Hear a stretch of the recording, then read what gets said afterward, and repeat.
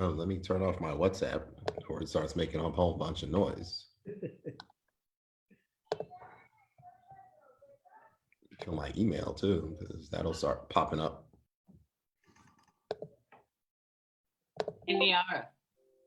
Niara. Good evening and welcome to our first group Zoom meeting. My name is Carlita Lodge and I'm your moderator tonight. I am joined by the Premier, Honorable David Burt, the Minister of Health, Kim Wilson, the Minister of National Security, Wayne Keynes, who actually is an empty chair right now. His back. The Government Party Whip, MP Lawrence Scott, who is also the, help me out here, the chair of the Airport Authority. All right. And all of us will be having a conversation tonight about COVID-19 and the gradual phases of post shelter in place that begin on May the 2nd. That's this Saturday, if you've been counting.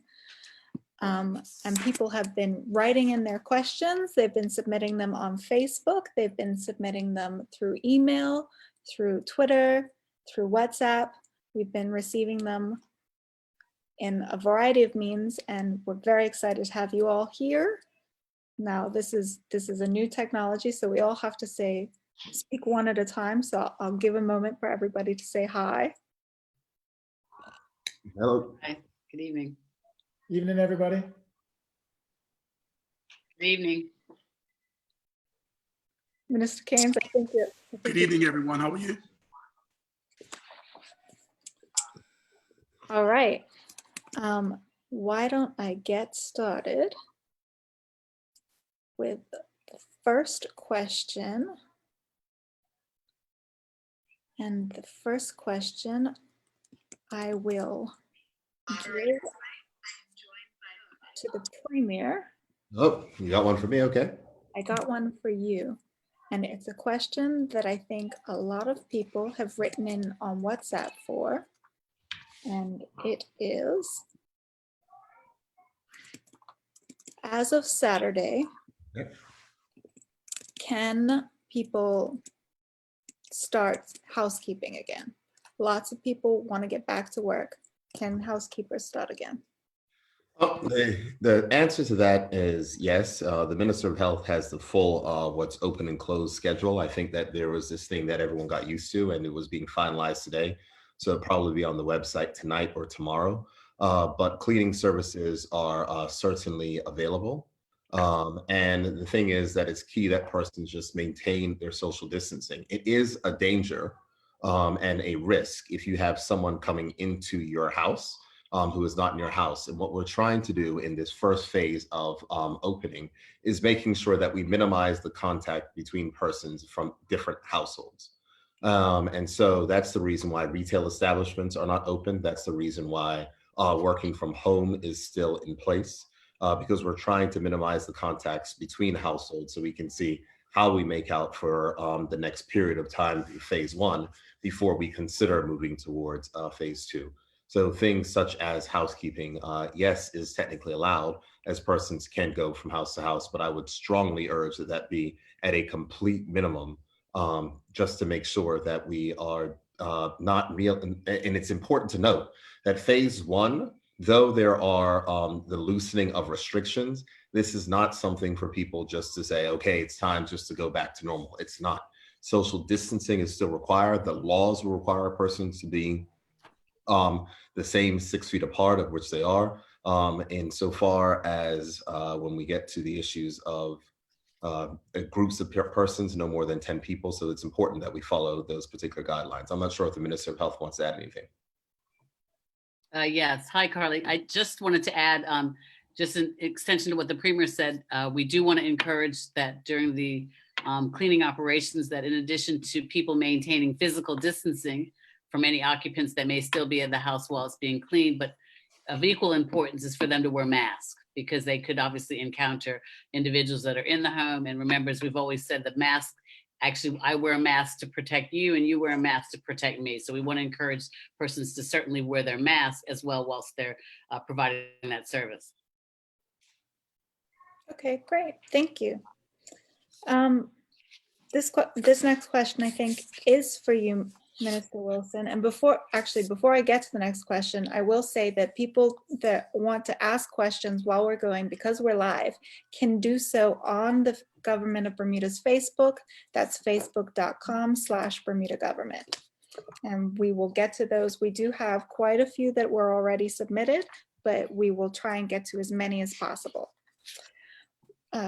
Minister Wilson, what is the current percentage of testing for our population, and what percentage do you consider to be statistically significant to warrant ending the lockdown? Okay, that's a good question, Carla. I'm going to answer it in two ways, though. The first, as it relates to what percentage do you think is statistically significant to warrant the shelter in place, is what we've been referring to it as. Actually, the statistics that we are doing with respect to testing have very little to do with whether or not we lift the shelter in place. So for example, currently we've tested just over 2,500 persons, which represents about 4% of our population. However, you'll recall that we've mentioned that the actual statistic or the test that the person takes registers that space and time. So that may be, they may be positive on that time or negative at that time, at the time of taking the test. So even if we tested all of Bermuda and we found that 10% of Bermudians were positive, that doesn't necessarily affect whether or not we decide to continue or lift the shelter in place. But what does affect the lifting of the shelter in place is the success that we've seen insofar as the reduction with respect to the transmissions. We're keeping hospitalization at an even level. And we're seeing that the mitigating factors that we've been applying, such as the social distancing, the wearing of the mask, and of course the shelter in place, are bearing good fruit. If we see, on the other hand, an increase in hospitalizations or an increase in transmissions, then we will need to revert to some of the other interventions that we've seen previously, such as perhaps another curfew or shelter in place, more suppression measures. If you can look at it as almost like a tap. So as we see increases of hospitalization and increases of positive cases, then we need to turn on the tap and suppress movements. As we see that those things are, the opposite is affecting, and we're seeing that the social distancing and so forth is working, and we're seeing minimal hospitalizations and minimal transmission, then we can loosen the tap a little bit. Okay. Thank you. Minister Keynes, in terms of the regiment, as of Saturday, does the regiment stand down completely? How does that work exactly?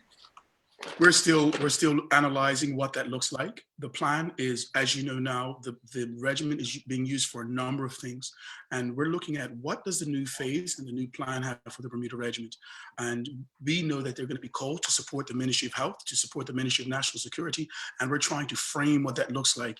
We do have a curfew in place from 10 p.m. to 6 a.m. And we're now trying to have some decisions on what will that look like at the end. A number of soldiers have been out on the community action points and making sure that people are traveling safely and they indeed have the right reason to be on the road. And so we just now have to look at, if they're on the road, how many soldiers would we need? So we do know that we'll need a regimental presence. We are almost sure that we will need them embodied. Right now, we have 210 soldiers embodied, and we need to now look at that number after we confirm the legislation. We need to confirm the number of soldiers that we will have on the road.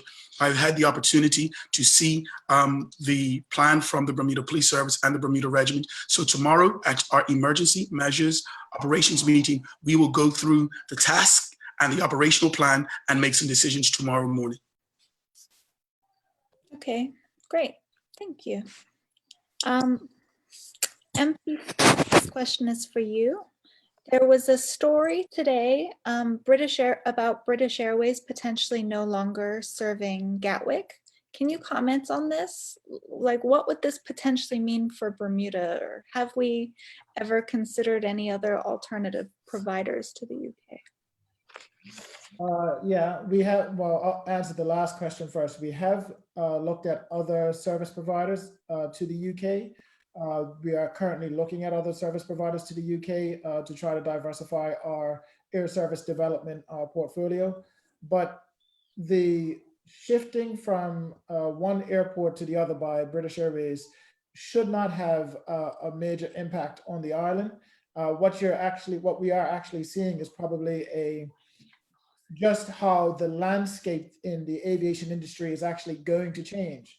The players and the major players that were in the industry going into COVID-19 will most likely not be the same coming out of COVID-19, and nobody is immune to it. No company is immune to it, and I think we're just seeing this playing out in real time, in real life right now. Okay, thank you. Premier Burt, I've been, as you know, I've been manning the government WhatsApp line, and I've had a lot of questions and concerns and people wanting clarification. So I'm going to ask you to please clarify some of your statement from yesterday. Oh boy, what did I do? People would like the clarification between grocery store days, gas station days, going to the pharmacy, curbside pickup, and takeout. Okay. I'm going to do my best to put it this way. In the new legislation, which will come out, there are things that are called permitted businesses. And permitted businesses are the only businesses that can actually have people inside of their stores. And so the only permitted businesses that are allowed to have people inside of their stores will be grocery stores, will be gas stations, will be pharmacies, and will be a few other things, such as doctors' offices, which were always allowed to have people inside their stores. And I think in this last phase, we also had pet shops where people were allowed to go in with restrictions. Those are permitted businesses. Regarding the grocery stores and the gas stations, we're still going to maintain the schedule for the days of shopping. And the reason why is to make sure there's not an overload of people at those particular stores. And that will be spelled out in the law and the legislation. But regarding curbside pickup and delivery, etc., those will not be restricted. But we have to remember that these are not people that are going inside of a store.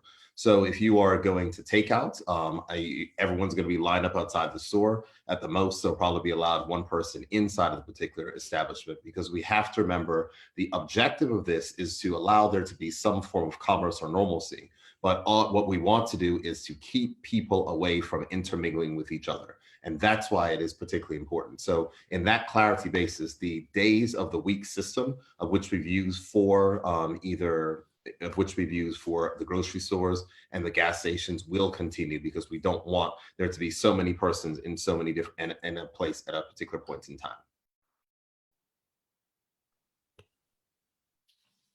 Sorry, I was still muted. That makes sense. So just for clarity, does that mean that the day of the week for your grocery store, you still do that, but you can go and do your curbside pickup on any day? Correct. Okay. Hear that? I think lots of people are going to be very happy to be able to get their stuff. I do have a bit of news as well. Can I announce some news? Yes, we love So news. right before we went into shelter in place, we had announced that because there were all these restrictions, that we were going to extend not the ability to catch lobsters. You can't catch lobsters in the water, but for persons who may have had frozen lobsters, we extended that until the end of April. Well, of course, that ends today, and restaurants have been closed. So all the way through Mother's Day next week, you will still be able to sell lobsters. So I expect that there'll be lots of lobster delivery or pickup specials next week to clear out that particular inventory. And of course, that will end on the day after Mother's Day. So that's, there were some people who were asking, oh, your family's excited there, Kim? You get your lobster still? Just a little bit of news. Nice. Minister Wilson, is there a plan to address vaccination hesitancy in Bermuda, which might prevent the 80% of the population from getting vaccinated so the country acquires herd immunity from COVID-19? Carla, that's a really good question. We actually have, and we announced it, gosh, I think it was I can't remember, when we were actually celebrating Vaccination Month, Vaccination Awareness Month, and we announced that we actually, through the Ministry of Health, do have a vaccination plan insofar as trying to increase awareness. And it's a vaccination hesitancy strategy. And in part of trying to increase awareness, it's trying to educate persons about the importance of vaccinations. Obviously, we know that we've seen instances where certain diseases like measles and mumps, most of us have probably been immunized with those as children, but this is a perfect example to speak about that subject, because obviously COVID-19, we see the destruction that it's causing worldwide, and recognizing that they're hopefully by the end of the year. In fact, I read something today, I think from one of the recognized news agencies, that they're looking to hopefully have a vaccination established and tested by the end of the year. I think one of the kind of advantages, if you can say that, of having a pandemic is that there's a lot of nations that are working to try to create some type of vaccine for this particular disease. So again, we already have within the Ministry of Health a vaccination hesitancy program trying to raise awareness about the importance of immunization. And this particular pandemic is a perfect illustration of the importance of that. Some people are worrying or asking, will vaccines be, will they be mandatory? You're saying about a COVID-19 vaccine? Yeah, a COVID-19 Right. vaccine. I think it's far too early to even speak about that. I mean, at this point, I don't believe it's mandatory for any of the vaccines, even though there's strong recommendations about certain vaccines and immunizations for children, but I think it's far too early to even discuss something like that at this point. Okay, thank you.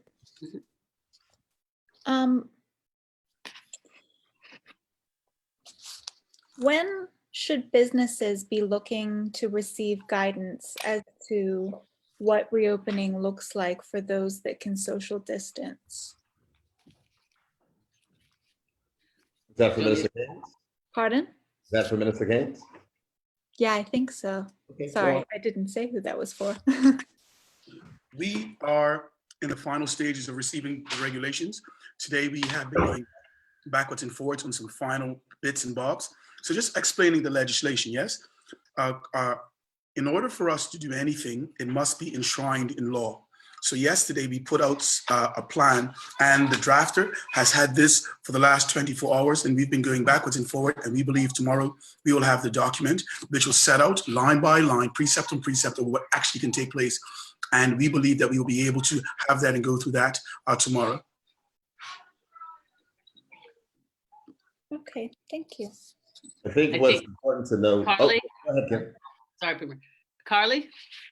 Yes? Hi. I think what's also important for people to know, which was very useful that was produced on the last occasion, is we've got the social distancing and closure schedule. That might be what the Premier, what I just might have interrupted the Premier on, that it's going to actually be also tied to the regulations. So once the regulations come out to speak to the closures and the schedules and the businesses and permitted businesses, in conjunction with that, we will have the social distancing and closure schedule, which will list all the businesses that are allowed to be open, and in particular, what the regulations are and the requirements from a health perspective, insofar as you must exercise social distancing, you must have masks, et cetera, so the businesses will see what are the health requirements for them to remain open. And it's important to note that on an overall basis, we're reverting to where we were before shelter in place. So retail establishments will be able to be open, and restaurant establishments will be able to be open only for curbside pickup and also delivery. But there won't be people allowed inside of these particular establishments, and there will be rules such as everyone inside of those establishments, all the employees and everyone else, just as the minister mentioned before, will have to wear masks. But construction work is able to take place. and those things. But it's the same thing. If you're out working, you need to put on a mask. It is very vital. As the minister said, mask protects each of us.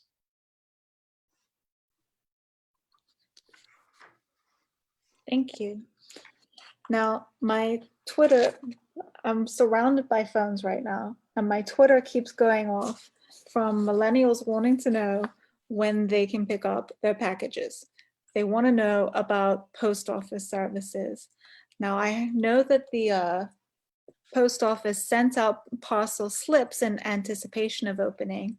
When will counter services open for The post collection office, of parcels? I could answer that question.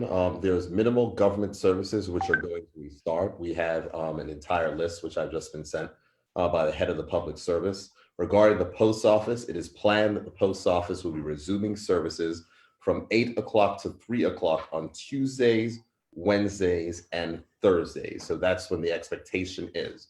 So on Tuesday, the post office will be open. Of course, there's going to be social distancing, restrictions on persons that are entering. There may be temperature checks before you enter the building as well, because we got a number. The Minister of Health spoke about in her statement yesterday that we've got a number of remote temperature monitors, which we brought in, I think over 400 of them. So we're certainly going to be taking extra precautions, but that is going to be open on Tuesday. So post office services will be open on Tuesday. All right, you heard that. Don't at me. You can go get your stuff on Tuesday. Of course, we encourage everyone during this point to buy Bermuda. Very important. We have to put our money in our economy, because if we keep sending our money away, then we'll be in really big trouble. And that is a very important point. Plus, all your favorite stores are now going to be doing curbside and delivery. Absolutely. And we've already gone through, you can do that any old day as of Saturday. All right, my next question is a really good one too, is for MP Scott. When will this travel ban be lifted sort of on a best worst case scenario? And the person who asked it, they asked it for a really good reason. Is it likely that we can get back to the UK for school in September? Likely to get back to school in September, that it is likely. Can't guarantee, can't make any promises.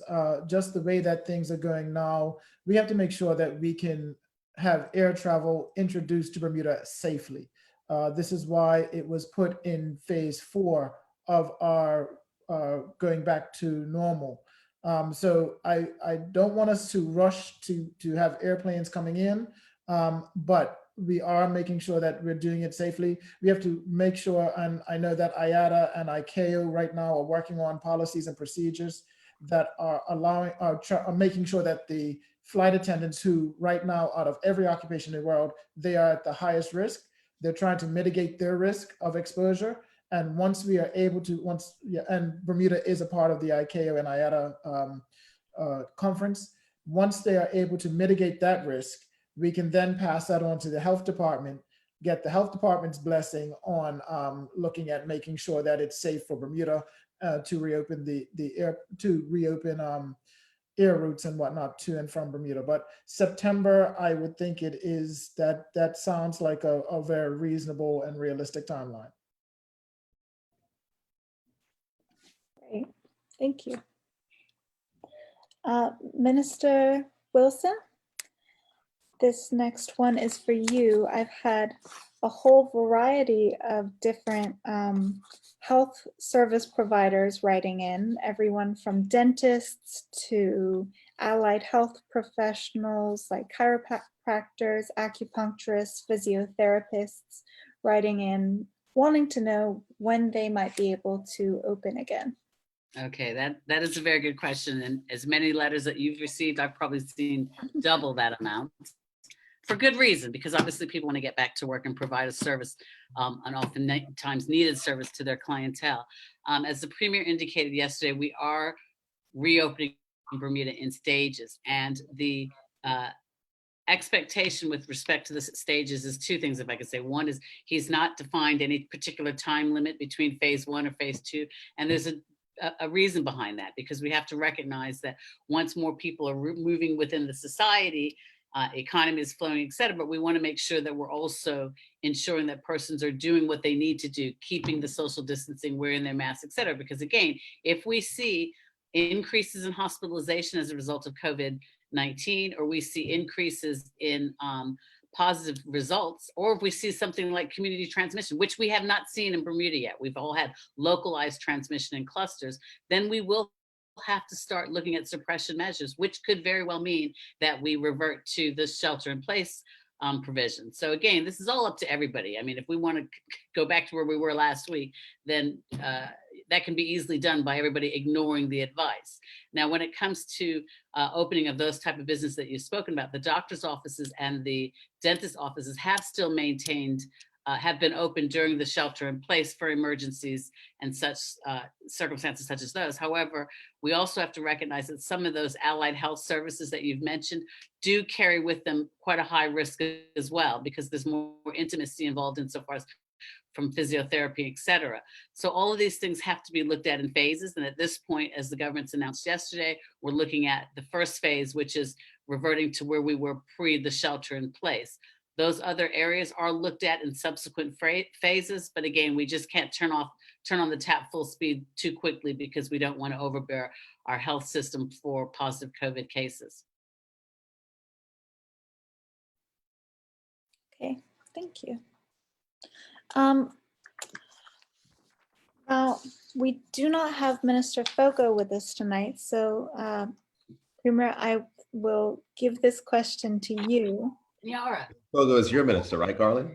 She is. We are not quite at the end of the 12 weeks of the unemployment benefit. However, some people are going back to work. What are the protocols in terms of letting the unemployment benefit team know whether or not you've gone back to work? Yeah, how exactly will that work?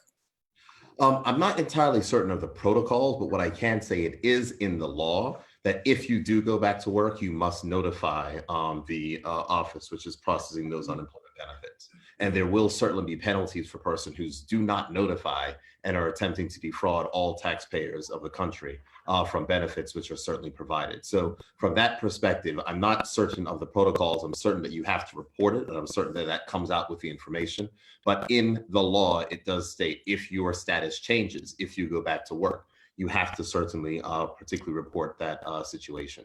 And there will be monitoring in that, and I'm going to encourage persons not to cheat, because if persons do cheat, they will find themselves in contravention of the law and may find themselves before the courts. And there was another question on the uninsurance benefit that came in, and I think it just came in on Facebook, and it was quite interesting.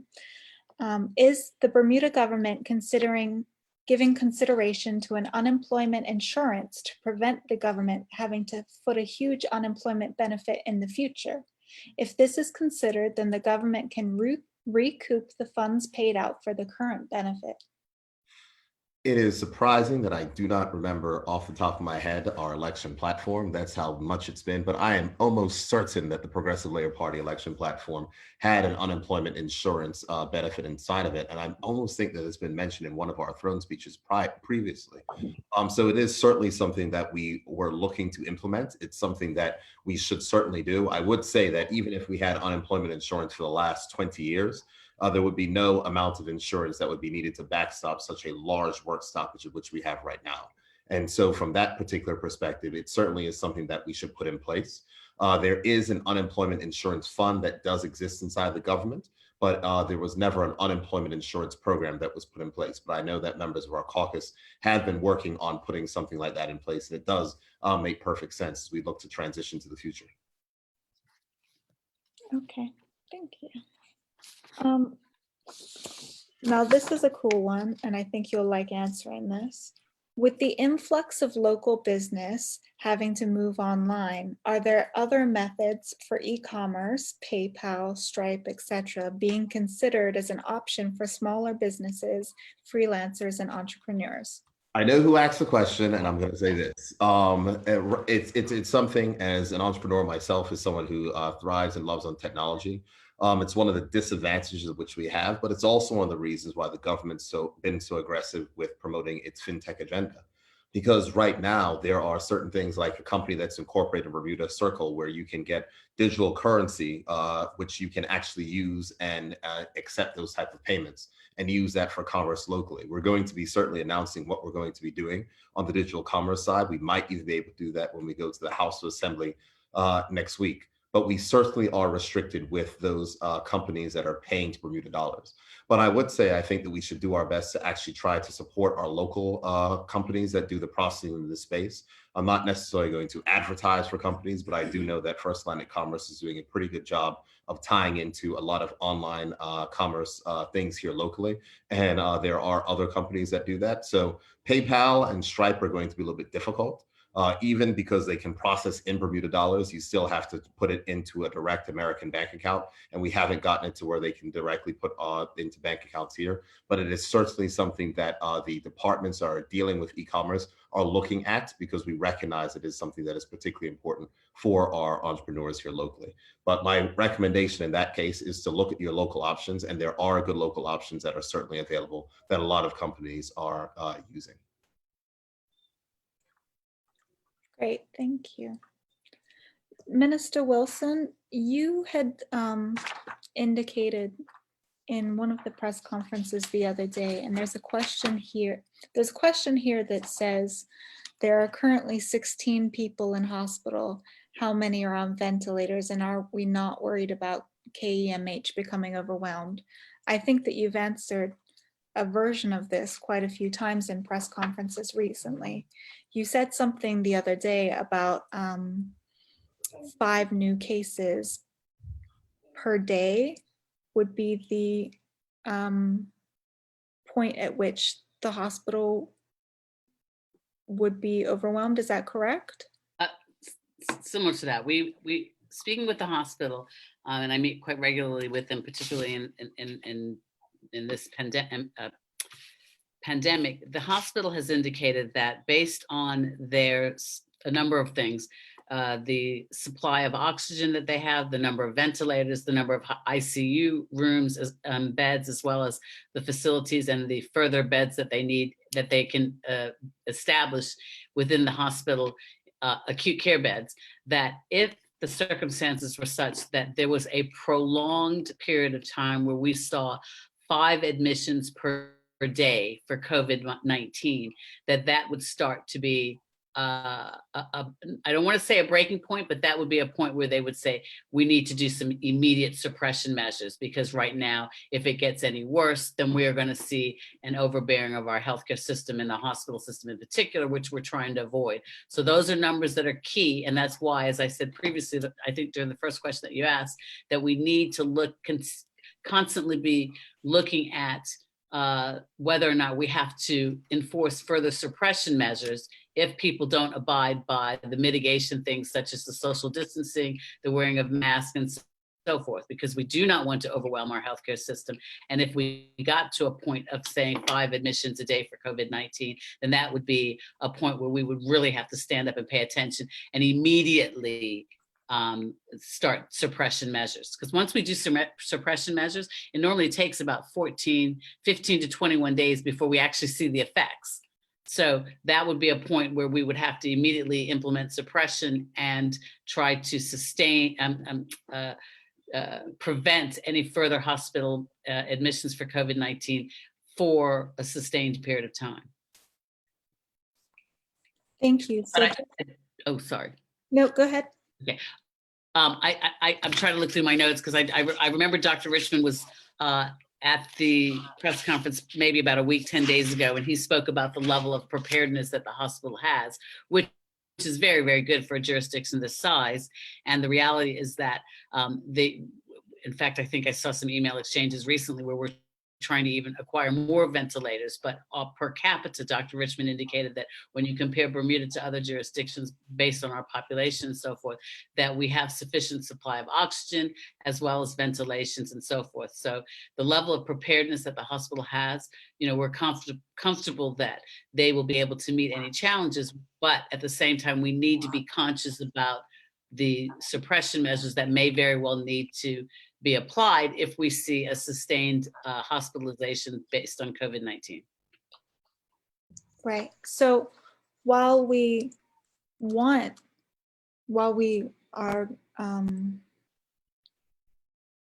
hopeful that the 16 people in the hospital get well soon, 16 people in the hospital is not our tipping point at all. No, and I'm not sure. I'm trying to find my data now so I can tell you exactly how many it is. But no, not at all. Like I said, our tipping point where we would really have to stand up and pay attention to this is if we get to a sustained period of 5 admissions every day for COVID-19. Understood. Okay. In fact, we have, 16 hospitalizations right now. There's 16 hospitalized, and I think the figure is 4 in ICU and 3 on ventilation as the last figures. And I think that was actually reported last night in the press conference.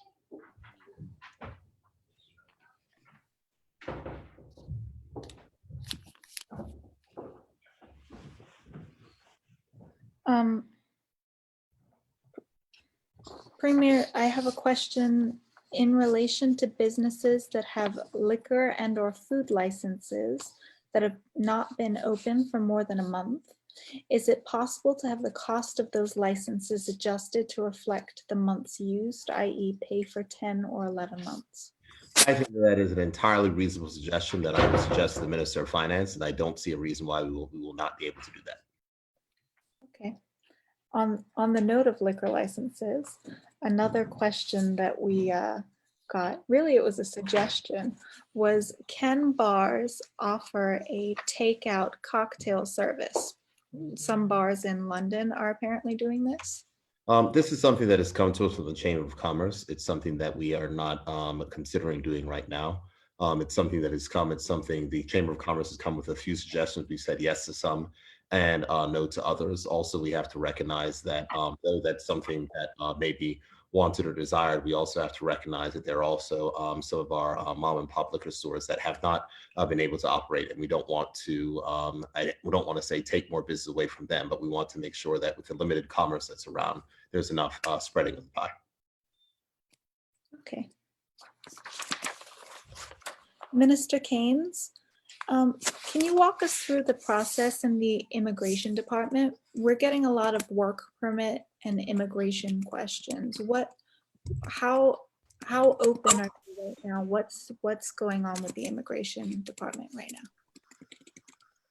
Sure.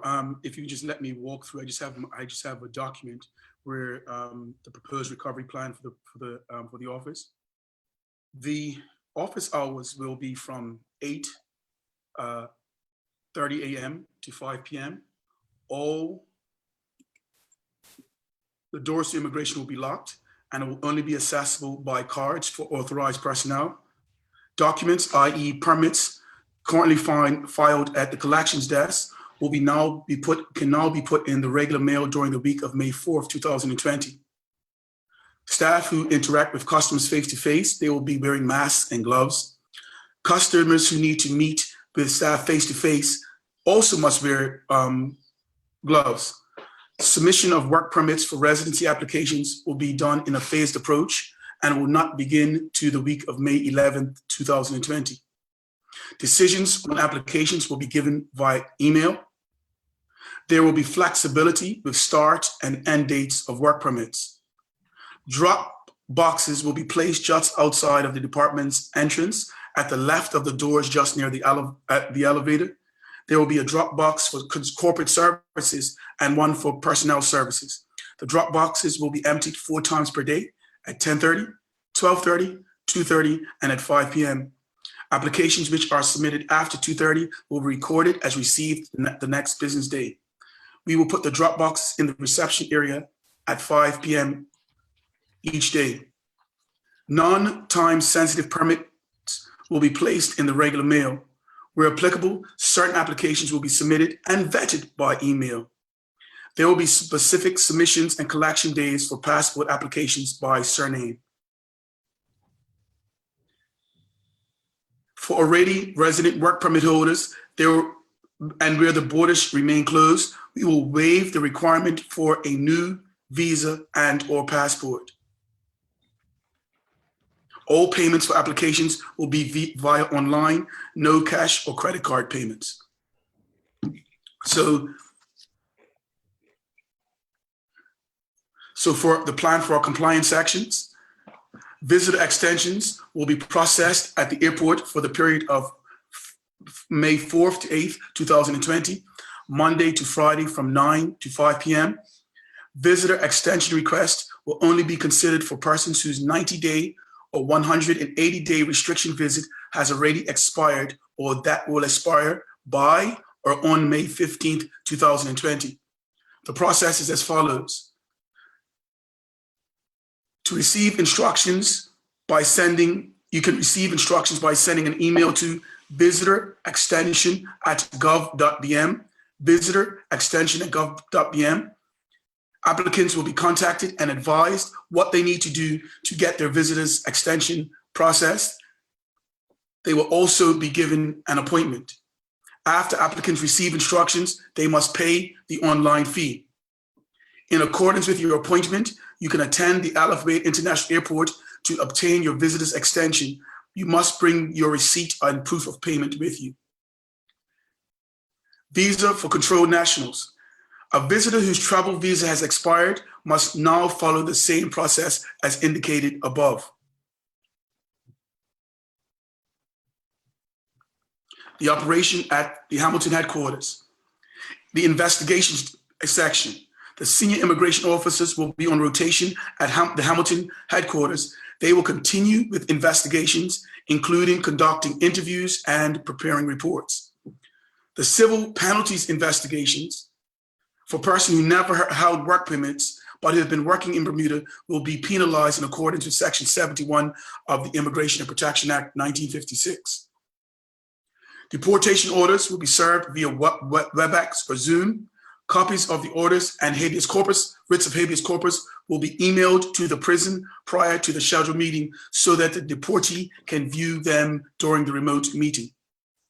Deportations will occur in accordance with the guidelines from the government and with the ability to reduce fear and exposure to COVID-19.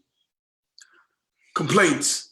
Persons who wish to make complaints about a breach against the Immigration and Protection Act 1956 should do so via the immigration tip line at 296-5202 or the Department of Immigration request portal at www.doiapps.gov.bm/immigration tips.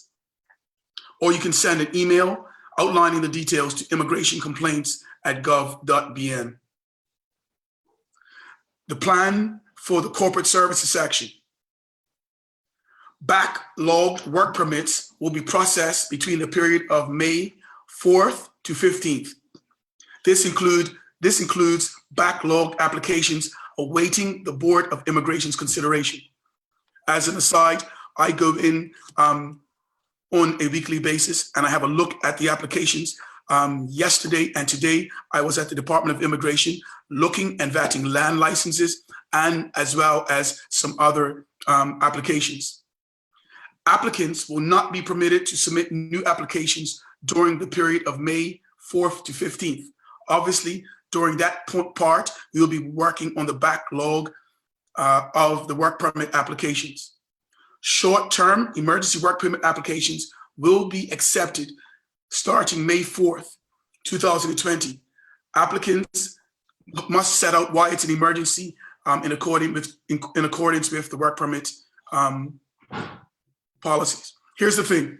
We know that some businesses need services critically and need it for a significant part of the business.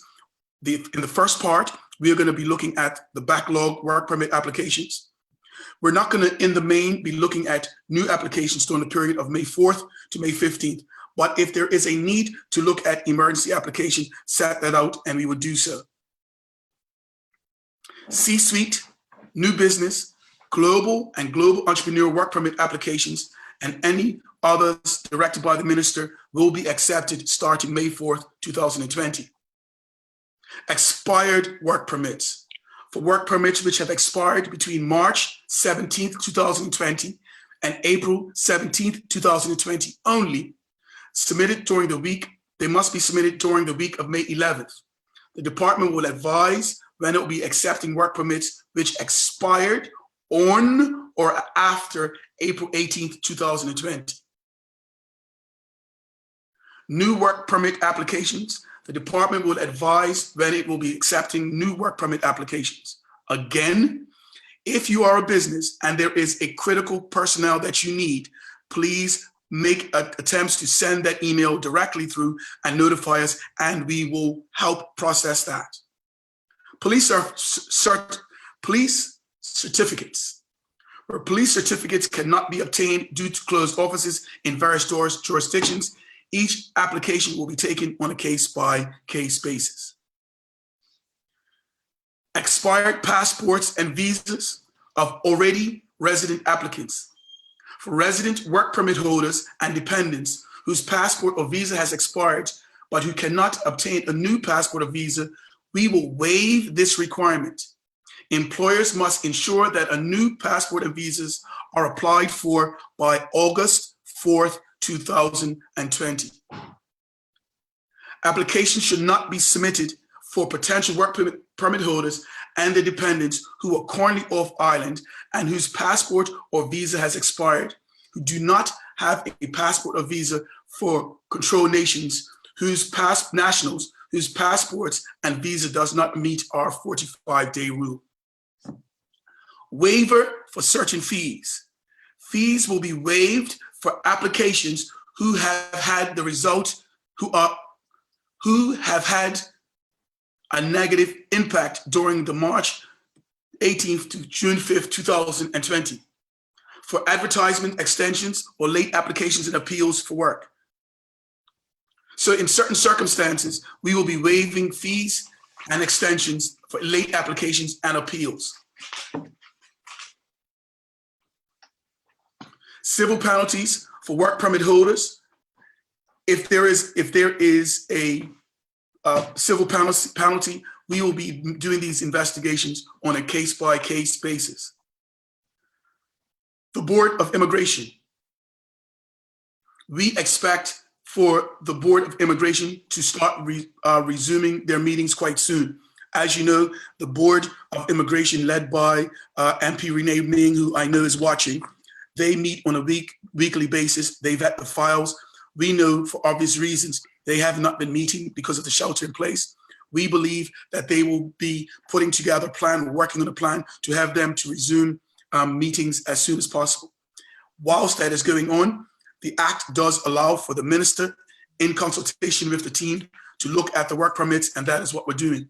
I know this is long, Carly, but if you don't mind, I'd just like to go through one more section, and that's personnel services. Is that okay? Minister, you're not leaving us any surprise for tomorrow's press conference. Well, I can stop there. Yeah, stop there, because I feel like the Premier is busting to have another question. I know I'm about to have another question. I just know that there's a whole lot of people online that are like, oh, can you put this in a statement, Minister? Because it's too much for us to write down. Exactly, that's all I'm getting to. I was wondering why you were laughing at me, Minister Wilson. Okay, I'll stop for now. Thank you, though. But the key point, Minister, of course, is that work permits are going to be, immigration is going to start opening with skeleton schedule on Monday, correct? Yeah, and I apologize for going a bit overboard there with detail. No, detail is good, and it answers a lot of questions that people have been asking. So, absolutely, all the information will be released in a press release in the not too distant future. I know that the Permanent Secretary and the Chief Immigration Officer have been answering a significant amount of questions with reference to this, and a lot of thought has gone into it. And a lot of, over the last 2 weeks, the Chief Immigration Officer and our team have put together a significant plan for all of those elements. And again, I apologize for going into too much detail. Well, I've just been handed a whole nother page of questions, so I'm going to move this along because Do I'm rapid questions now, Carly, real Well, fast. rapid questions. Premier, what happens if someone applied for unemployment and does not receive a payment before going back to work? When they call, they were told that they've been approved, but they hadn't received any formal confirmation or payment. Will they still be able to get compensation for the time that they were unemployed? They will certainly be able to get compensated for the time they're unemployed, and they should contact the Workforce Development Office. The phone numbers were previously done. I'm sure you may have them. If not, you'll be able to get them out again. But in regards to that, I know that, and I just want to just say at this point in time, that team has done a tremendous job. I know that it's really difficult, and I recognize and certainly apologize for some issues that are there. Because of the vast majority of persons have been able to be paid, but there are some difficult cases which are certainly taking a lot of time. But persons should feel free to call the office. And it's a reminder that if you are going back to work and if you collect unemployment benefits, you will be in violation of the law and you could find yourselves before the court. So please do not cheat your fellow neighbors and your fellow taxpayers. It's very important you don't do that. And those phone numbers are 297-7714 or 297-7716, or the email address is unemploymentbenefit@gov.bm. And I know that there were some troubles with people getting through before. They have changed the phone system, so it now cascades down to the next available caller. So if you did have trouble getting through before, you can get through now. Call between 9 and 5, Monday to Friday. Okay, on to the next question. MP Scott, can we look at once travel starts again for those traveling out of Bermuda at check-in at the airport to get their temperature taken, as some airlines are stating masks will be required? Also for those traveling into Bermuda to have their masks on and also have their temperature taken.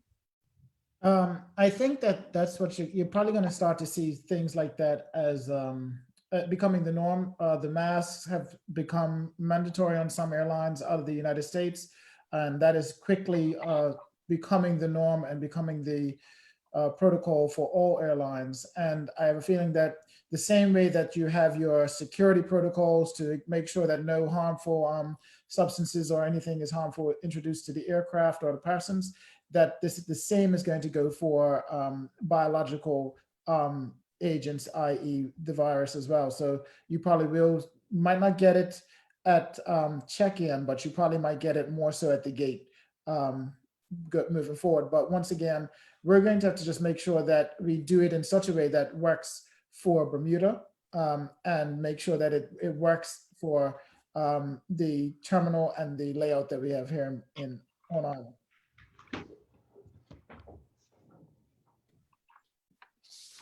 Minister Wilson? Yeah.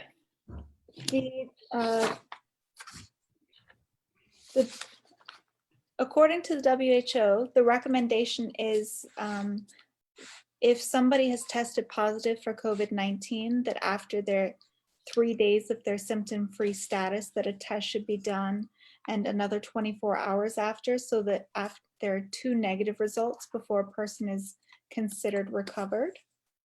And then they can be released from their quarantine.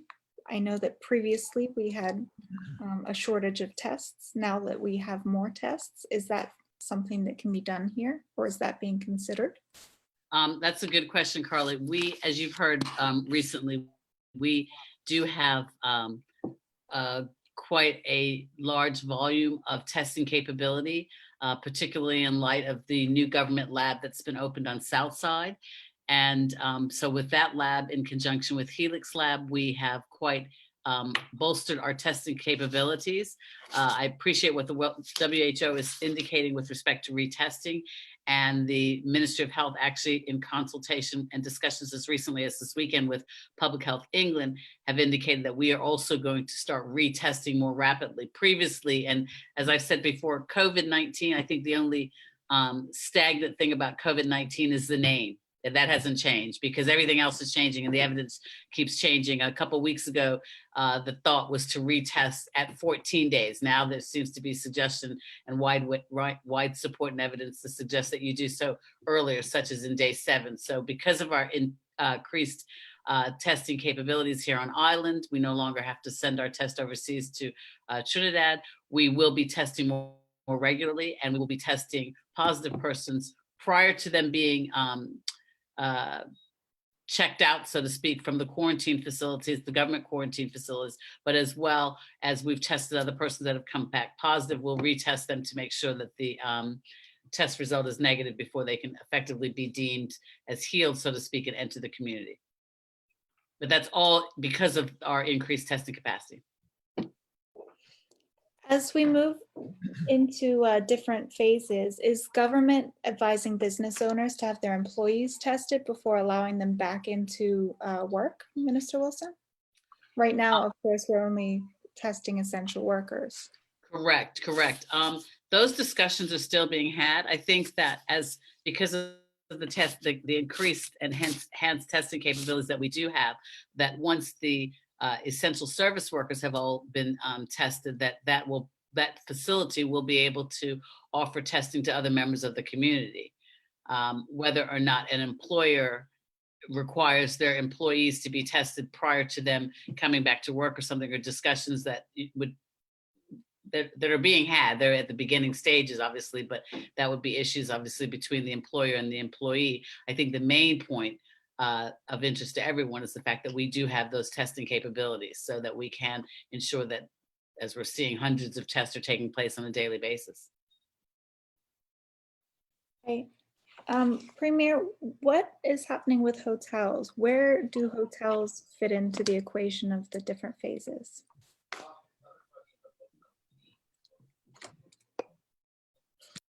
Premier, you're muted. You're muted. I'm talking to everyone and no one can hear me. So everyone's faces light up. Sorry, it's not a question of hotels, I think, being mandatorily closed. With hotels, there are some that are open. Most of them close voluntarily, clearly, because there's no planes coming in, et cetera. So there are some hotels that remain open. I think Grotto Bay and the Lauren are still open, I believe. And so from that particular perspective, the way in which that's viewed is that one of the things we need to do is we need to encourage more staycations, clearly, to keep our hotels working and keep our staff there. Bermudian residents spend in excess of $300 million a year in external travel. That is a significant amount. And if that amount of money was put here to work in our economy, in our hotels, through staycation and other types of things, as long as we practice social distancing, that will certainly be helpful. But the government has not particularly ordered hotels closed. The Minister of Health has ordered hotel pools closed, and certainly hotel gyms closed, and dine-in facilities. But hotels themselves, outdoor things, are still open, and there are still hotels in Bermuda that are open and functioning. And I guess in a similar vein, because summer students often work in hotels, but summer students tend to work all over the place. What has, if anything, been thought of for summer students in terms of summer employment? Those discussions are continuing. One of the things is that from a government perspective, we're certainly going to have to make sure that we pick up some slack. I do know that there are some international companies which are not doing their summer student programs, which is a particular challenge. And I've seen that some of them have been canceled. Those are going to be discussion that the Minister of Finance will certainly be having with international companies, because the last thing we want is for students to be disadvantaged twice. But we're certainly going to be continuing our summer employment program, assuming that government offices are open. And that means that for those of you who want a summer job in government, it's time to make sure that you do not tear it over the next few weeks so we can move to phases 2 and to phases 3. This is a new normal, and we all have to remember that you have to wear your mask wherever you go, and you have to maintain your social distancing. I know it's difficult, but it is the only way that we're going to progress and be able to, as a country, work together to provide, I would say, to rebuild our economy. Okay, Minister Keynes, this one just came in. Will persons need letters of permission to go to work once the shelter in place is lifted? No. Simple. Okay. But it's very important to note that if you are not a permitted business, such as a retail establishment or a restaurant or one of those businesses that are open, work from home provisions still apply. So employers, do not start trying to call your staff into work and start threatening them. It is not that time yet. We are going on a very slow and phased approach, and employers are still going to require, if at all their staff can work from home, that they are not going to be required to go into the office. And we do have on the government website a reporting form for employers who may be abusing those particular rules. But as the Minister of National Security said quite correctly, no, that permission will not be required. Minister Wilson, this one just came in. I got tested last Wednesday. My colleague who works close was tested on Saturday and was positive. Should I get retested? I think that's a question that they probably need to speak to their physician about. When a person tests positive, then, and I don't know all the nuances about that, but when a person does test positive, then the epidemiology and surveillance team kicks in and they do something that's called contact tracing. And what that means is that they contact those persons that are close associates with that positive person. So it would obviously start with the persons that they live with, and then it would also branch out to those persons that work with them. So the scenario that you've spoken about sounds a little bit odd, because I suspect that if once the contact tracing would have taken place, which it would have done from last Wednesday, you're saying, then they would have been contacted because if they work in close proximity to the person that you're describing. So working with someone and working in close proximity are kind of two different things. So for example, if we work in an office that has 20 of us and 3 of us work on one floor and the other 17 work on the other floor, and one of the 3 of us test positive, the contact tracing will involve those other 2. The ones that are on a separate floor, there's probably, because there's no contact, then the contact tracing would have ended at that point, and there wouldn't have been any need for those persons to probably be tested. Understood. MP Scott, what impact will this pandemic have on the airport deal? Right now, there will be an impact. We don't know exactly. I think it's a bit early to determine what exactly that impact is going to be.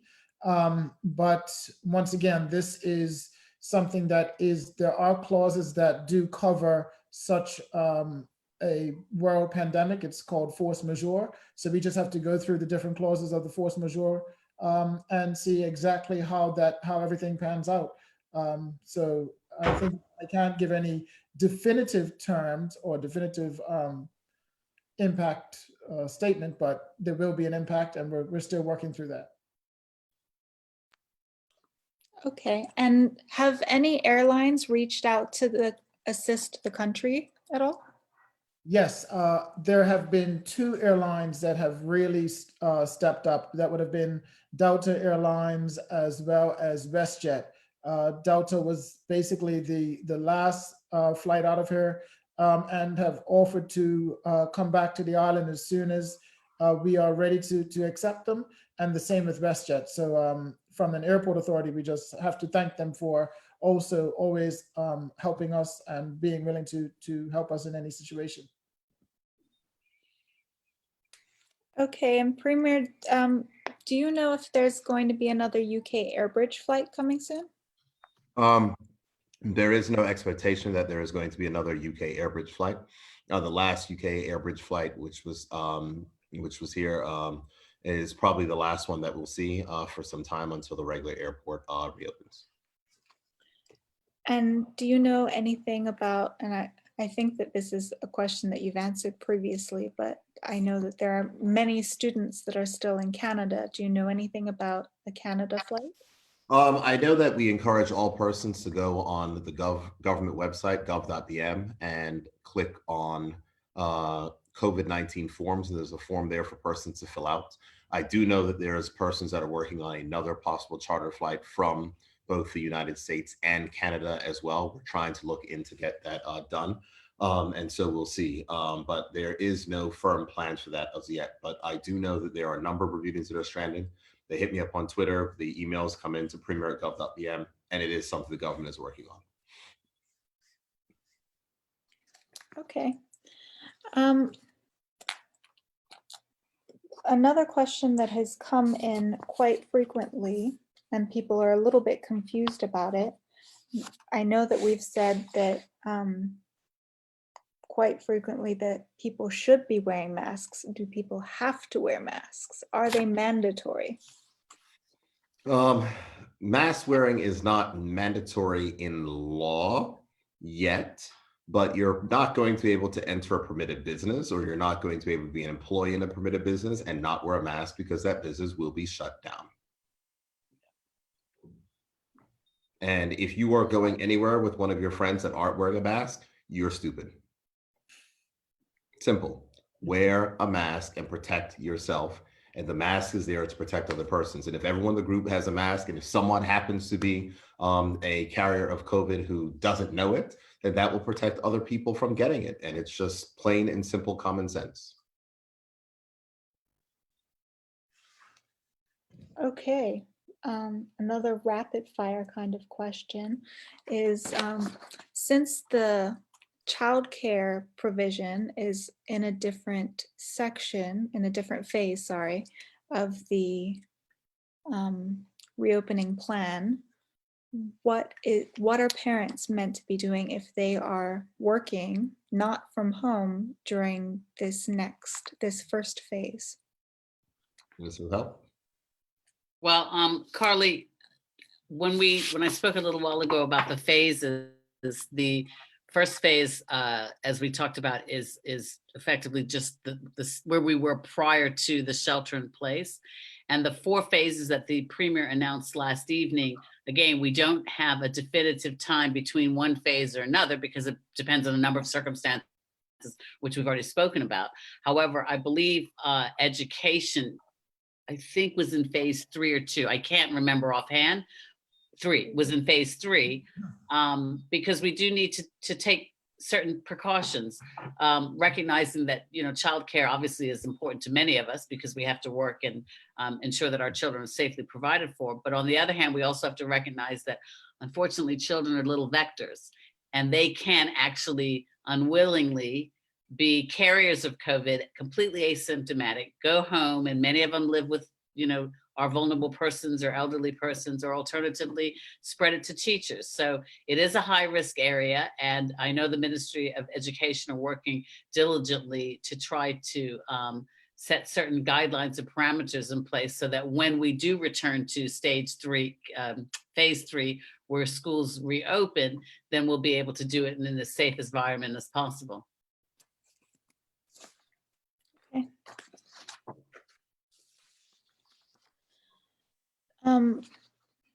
A few more rapid fires in terms of who gets to work, who's allowed to work.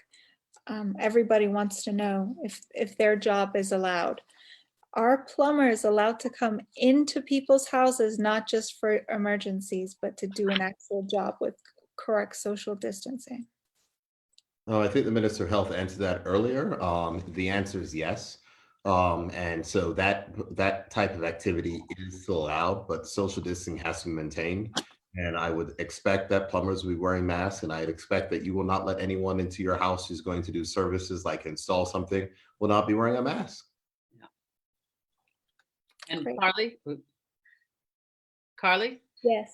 Sorry, and I think this was probably already mentioned also, but we want to make sure that it's also reiterated for persons that are listening, recognizing that would only be during the hours that are permitted, not outside of curfew. So that would be from 7 a.m. to 9 p.m.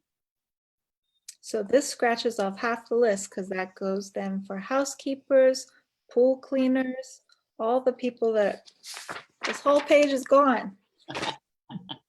I'm delighted.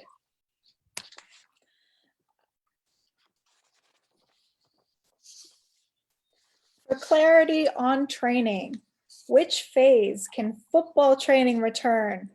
How about individual or small group training? Does that fall under the same phase? A lot of guys are worrying about this. Not just guys. And ladies. Yes, the Minister of Health. Guys is a gender neutral term. Minister of Health is a little mini gym rat, so she's in the gym every morning, and she is You know, she's suffering from dream withdrawals for about 6 weeks now. Is she ever? It certainly is. Minister, do you want to answer that one? Yeah, again, Carly, they are, again, as we're opening up the certain facilities, a lot of it is all based on risk. So we have to look at the level of risk versus how essential it is. And for example, some of the things that are going into phase one are to assist in generating the economy, and people need to have plumbing services and air vac services and so forth. So they are deemed more essential, and they can be more low risk because we can do things like social distancing, ensuring everybody's wearing masks, et cetera, et cetera. Unfortunately, very unfortunately, places like gyms could carry more of a risk because of the sweating and the perspiration, the body fluids and so forth. So gyms are lower down on the phases. I am desperately trying to convince my colleagues otherwise, but unfortunately it is an area of risk. And we have to, like I say, I know a lot of people would say it is essential, but we do have the beauty of Bermuda, and we can all go outside and get that type of exercise. But regrettably, it is a higher area of risk. However, recognizing that after 6 o'clock on Saturday, you can still go to the beach, you can walk on trails. There's more outdoor activities that we can do, provided that we ensure that we are wearing our mask as well as exercising physical distancing, and no more than parties of 10. Yeah. So outdoor training is. If you're playing 5-a-side, you might be okay, Carly. But if you can't have a full football match, we're not there yet. So I mean, individual and small group training possibly, but workout equipment that's in public parks and stuff like that, playgrounds, those are still going to be off limits because they do present a risk. Okay. So, that's another question that's actually on this list. Are playgrounds considered parks? Playgrounds are a no-go? Playgrounds are a yes-go? Playgrounds are a no-go. Okay.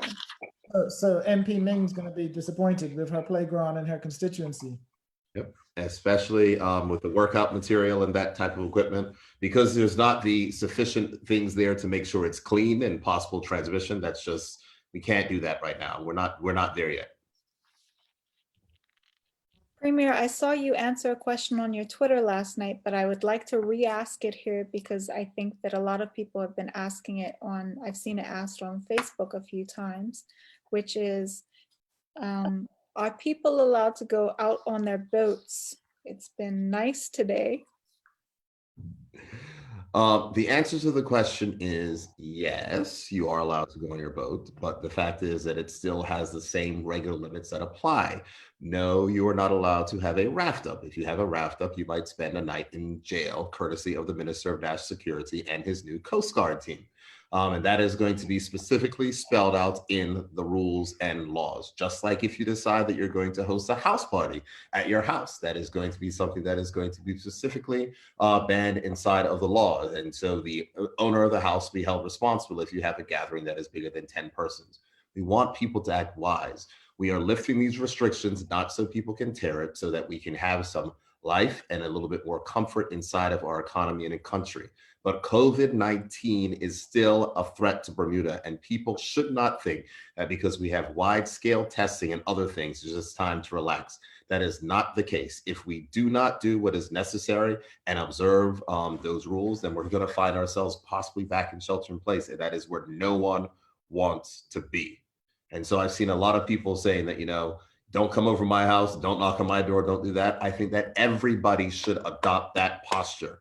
It is not necessary. And if it is not necessary, do not do it. We are not out of the woods yet. Excellent. Well, I don't have a boat, but you hear that? Somebody can invite me on their boat, and I will greatly accept if there's less than 10 people. We have less than 15 minutes left now. So we are wrapping up. We've worked through a lot of these questions. I'm going to get into a question that I know a lot of people want to know. I wore my red, and you can't see my bottom half, but I'm wearing blue on the bottom half because I want to know about Cup Match. Talk to me, Premier Bert. What are we doing? What are we saying? You already canceled Bermuda Day on me. It is hard to envision a situation where a cup match as we know it can happen this year. And anyone who knows me knows how much I love that. I'm almost tearing up mentioning that in this particular instance, but we'll see when it comes closer to the time. I know that there's, I told the vice president of the Somerset Creek Club, actually reached out to the Minister of National Security, whose disaster team is responsible. Minister, I don't know if you want to chime in here, but it's difficult to see. We're in phase 4. We're looking at restrictions of groups of 50 persons, or and I think there's a little bit more than 50 people that go up to cup match.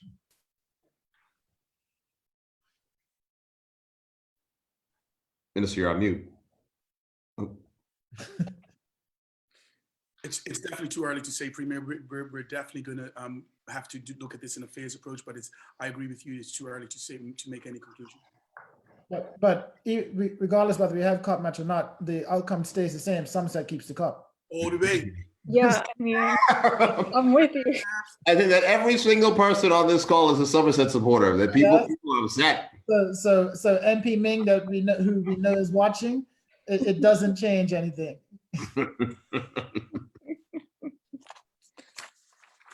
Wow, there you have it.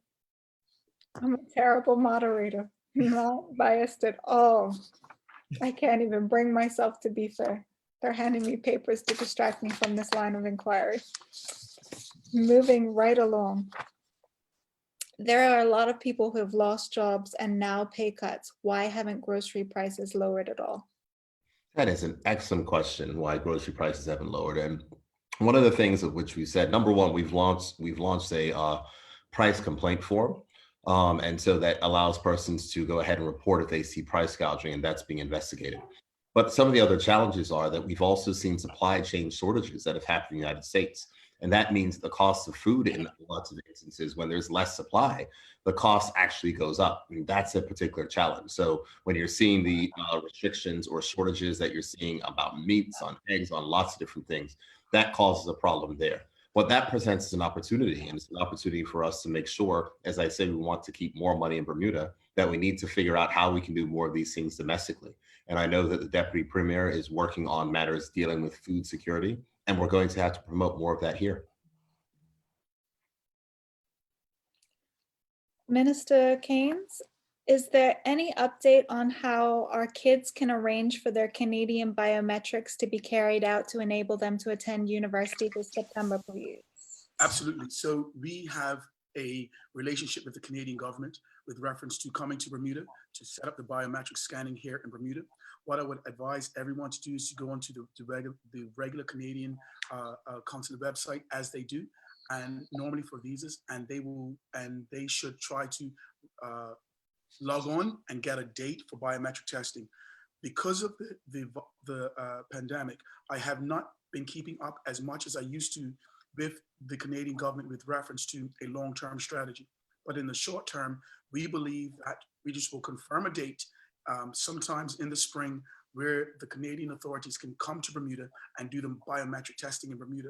What I did learn from the experience the last time is that a lot of people were trying to do it once they arrived in Bermuda. There's a process that you can do it online, and when you get in the queue, when we do get a definite date for when they're going to come back to Bermuda, you can indeed have the date and go ahead. But that is something that we'll be following up in the not too distant future with the Canadian government to get a date where they can come to Bermuda.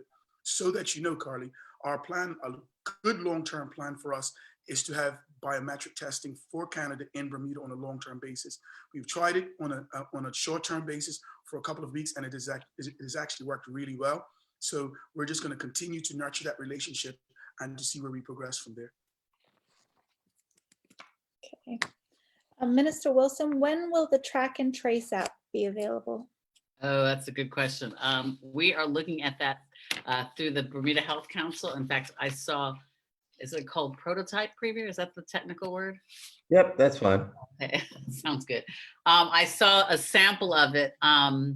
The Department of Health, Director of Health, David Kendall, and our team, as well as Dennis Pitcher and Martin Walsh, are working on an app. And like I said, I've just seen the prototype, and I'm hoping that that will be finalized very soon, and we will be able to roll that out. It's going to be a tremendous assistance with respect to helping persons to identify symptoms, helping us with contact tracing. The app that we're looking at is not invasive insofar as not an invasion of privacy like some of the ones that you may see. So hopefully you'll be hearing more about that very, very soon. Great. I have one last question that I'm going to ask all of you. What do you look forward to most as you transition out of shelter in place? What are you looking forward to in the new normal? I will start with MP Scott. The innovation. I'm looking forward to seeing what new innovations are coming out of it. When it comes to businesses, when it comes to the way we do things, especially in the airline industry, there's a lot of innovation coming down the pipeline, and this is sort of fast forwarding everything that we were talking about wasn't going to happen for 5 years. You'll probably start to see it next year or 18 months. Minister Keynes. Hi, Carly. I'd just also like to thank Steve Cushion from our team, who's actually here with me. And he just wanted to give me some support, and just in case we had some technical questions. And so I just want to thank Steve for coming out and spending the night with us as well. With reference to our new normal, I'm looking and I'm excited to see how we innovate as a result of this. We see online payments, online forms, looking at how our country actually comes back from this and how we use this set of circumstances just to evolve into some new opportunities. I'm excited about what the future holds for Bermuda with reference to evolving. What is around the corner for us? How do we take this challenge, as we've done with everything in our past, and make it into something new? I'm looking forward to the green shoots of hope. I love the fact that I want to carry, Carly, this excitement and this working together, this bonding of our community. I want to take that forward. I mean, it is just so brilliant to see how we've come together as a nation, and I want to see us to take that forward. So 2 things, innovation and this community love and spirit, taking it forward. Minister Wilson. I would like to continue CrossFit, continue your exercise regime. But in addition to that, I'd like to see a continuation of this adoption of healthy lifestyles. I don't know if you've noticed, but I've seen so many people walking and just enjoying the outdoors and, walking together or alone, running, but just participating in exercise. And it would be great that once we go back to the new norm, that will continue in a healthy lifestyle, because obviously health is what's most important for us to enjoy our lives. Premier. Carly, I'm looking for, I think along the same lines of what Lawrence has said. I think that as a technologist at heart, I think that it's forcing us to do things that Bermudians are not normally used to doing. We don't like to do online shopping. We're not very big into apps, but now apps are going to become a part of our life. And I think that it's really advancing that. And I think that also, I think there's going to be a big opportunity for local fintech, because of persons will be using less and less cash and, transactions where you're not actually coming into contact with persons. And I know the government is going to be launching things that are going to try to keep more money being spent in the economy. And I think that's going to be certainly a benefit for us. Wonderful. Well, I want to thank you all for being here with us tonight. I don't know if anybody has any closing comments that they'd like to make. Well, I mean, I just want to take from Minister Keynes and thank my team at the Bermuda Airport Authority, who have done a tremendous work behind the scenes. They've worked closely with the Ministry of Health. They've also worked closely with the Ministry of National Security when it comes to helping getting supplies to the island, helping getting persons to the island.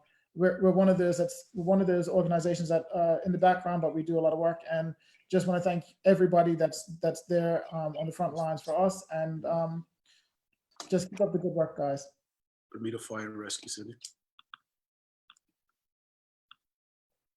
Harley? Hello. Hello? Oh. Hello. Hello? We're all here. Hear me? We're all still here. Minister Keynes, do you have any closing comments? I will let Minister Wilson go first. Thank you. Thanks, Mr. Keynes. I just can't end this evening without giving a great big shout out and thanks to the hard women and men that work within the Ministry of Health. They have just showed what service is all about, and I think that they need to be commended. We've been saying to our colleagues that this is not a marathon, it's not a sprint. And we've been working at this since the middle of January, and their dedication truly has been exemplary. And I just have to say thank you to each and every one of them from the bottom of my heart, because they have been committed to this endeavor and they remain committed. I would like to, hello? Yep, you're with us. I would like to thank the Royal Bermuda Regiment, Bermuda Fire and Rescue Service, the Bermuda Police Service, including the reserves, the Department of Customs, Bermuda Corrections Department, the Bermuda Department of Immigration, and the Disaster Risk Reduction and Mitigation Team. And also, we have seen 2 shelters, Carly. Excuse me, we have a shelter up in Prospect. And I Tell people about that, Minister Keynes. I think it's very important that you share that story. I think, Carly, the shelter has been something that I think we all could be very proud of. When we were looking at the shelter in the beginning, this was something that everyone was really passionate about. Something that was there. There were a number of people of our unsheltered population. Some of them were struggling with some significant issues that center around addiction, whether it's alcohol or drugs. And when some of them went into the facilities, we noticed that they needed some support. So we had mental health nurses. We had a support services wrapped around them. 3 square meals a day that was sponsored, and food, and they were given the bath and shampoo and toiletries from volunteers and agencies. And they had so many services that were wrapped around them. Carly, I went on Tuesday, and when I went there, I saw men and women that were strong, that were healthy, that had put on weight. A gentleman came over to me and he said, this is the first time that he had been alcohol free for 10 years. Another gentleman was sharing with me that he has had the opportunity to kick his habit while in there. And so as we come out of the shelter in place, I shared with my cabinet colleagues that I was bored to tears when I saw, I went and they were outside playing football, and they were inside, just so much verve, so much life. It is now a challenge for us as a country as we evolve out of the shelter in place to put the wraparound services in place that allow them. They want to get jobs now. They want to be productive members in society. So I'm talking with my colleagues to see what services we could put in place. But I think this shelter in place has given us and given them some hope. And when you see people coming out of the shelter, they are not the same people that went into the shelter 6 weeks ago. I'd like to also thank the private sector. The private sector, they make over 10,000 meals per week. And so what many people don't see, they don't see all the restaurants and the people that are delivering goods. Yesterday, we had some ladies from the Ministry of Health that bought all this packages of gifts of food and drink and oatmeal for people in the neighborhood. This afternoon, I took their packages, we put them together, and we took them and gave them to about 50 or 60 families. And just to see so many people appreciative of the love and the support that we've given to each other. So I'd like to especially thank these unsung heroes, the third sector. Thank you for that which you've done for our community.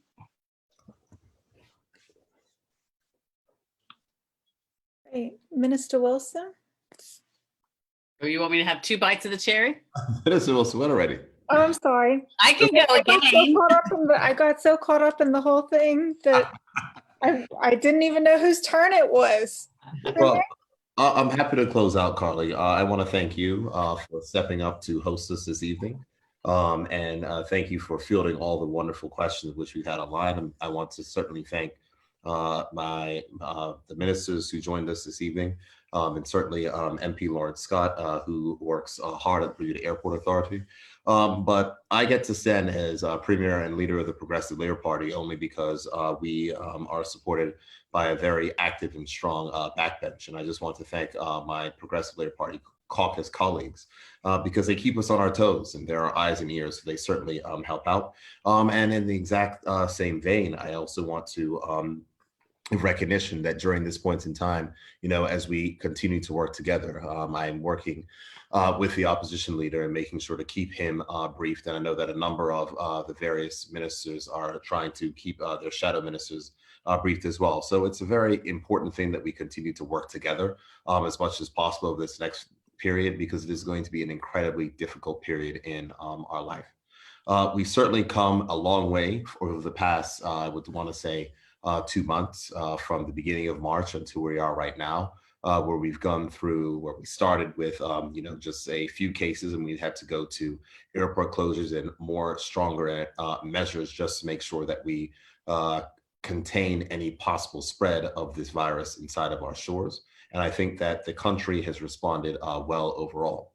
The beauty of the thing is now that this has given us time to prepare. So we do not have a shortage of testing equipment. We certainly have more and more PPE that is arriving on island. Persons who want to get tested will be able to get tested. We're going to make sure we expand that and roll that out. And we're doing that through the government, so it's not going to run up anyone's insurance costs.